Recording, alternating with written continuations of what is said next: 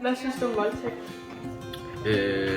Jeg synes ikke så godt om voldtægt. Det er noget værre noget. Jeg synes ikke, der er folk, der skal voldtages. Det er synd for dem. Det er ikke rart.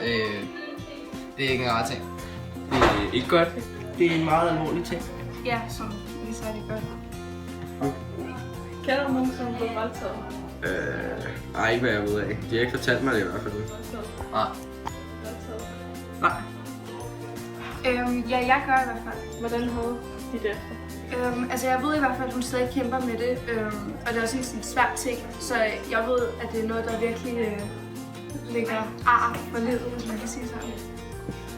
Hvordan tror du, voldtægtsofrene har det under og efter? Ikke så godt. Jeg tror sgu ikke, det er særlig rart. Man får ar for livet. Har jeg hørt. De må føle sig lidt udnyttet, når det... De har det ikke særlig godt, tror jeg. Jeg ved ikke, hvad man sige noget, men jeg tror faktisk, at man ligesom lukker lidt af, når det sker. Og man ligesom ikke ligesom opfatter situationen. Men efter, så går det ligesom sådan... Ja, men jeg tror, at efter, så er det virkelig hårdt og en meget forfærdelig oplevelse for en. Hvor mange tror du anmelder voldtægt hvert år i Danmark? 50%. Det er 10 stykker måske. Jeg ved ikke. Hvad? 10? 10%? Ja, godt. Det ved ikke. Ingen idé. Jeg ved ikke. Jeg tror faktisk, det er 40%. Jeg tror ikke, der er særlig mange, der gør det. Jeg tror, der er mindre. Hvorfor tror du, der er nogen, der bliver voldtaget? For hyggens skyld. Hvis man har det svært, så kan man godt komme til at gøre nogle dumme ting. Og voldtage. Ja, det er et godt spørgsmål. Hvorfor er der nogen, der bliver voldtaget? Det ved jeg sgu ikke. Fordi dem, som der er voldtaget, de kan sgu ikke imponere nogen andre, så de er nødt til at voldtage dem i stedet for. Fordi der er gamle liderlige mænd, der ikke kan komme ud.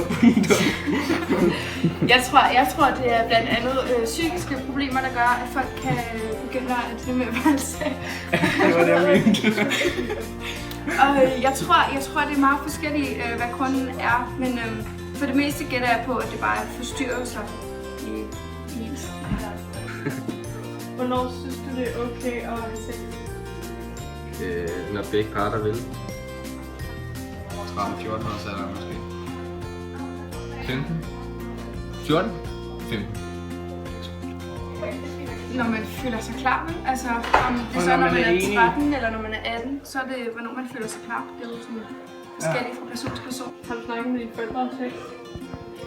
Ja, lidt. Ja, det kan jeg lige lukke. Jeg har set den. Ja. Ja. Nej. Vil I kunne det?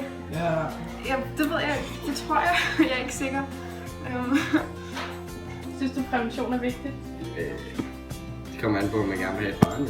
Men ja, jeg synes, det er vigtigt. Ja, jeg skal kraftedeme ikke være far. Bortset så kunne jeg være med i fulde fødderbrejs. Det kunne være lidt sej. Synes I, prævention er vigtigt?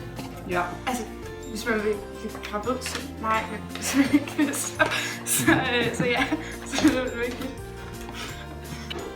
Ja, det ved jeg. Altså, ellers bliver man jo far og mor. Det kan jo ikke passe. Tak. Altså.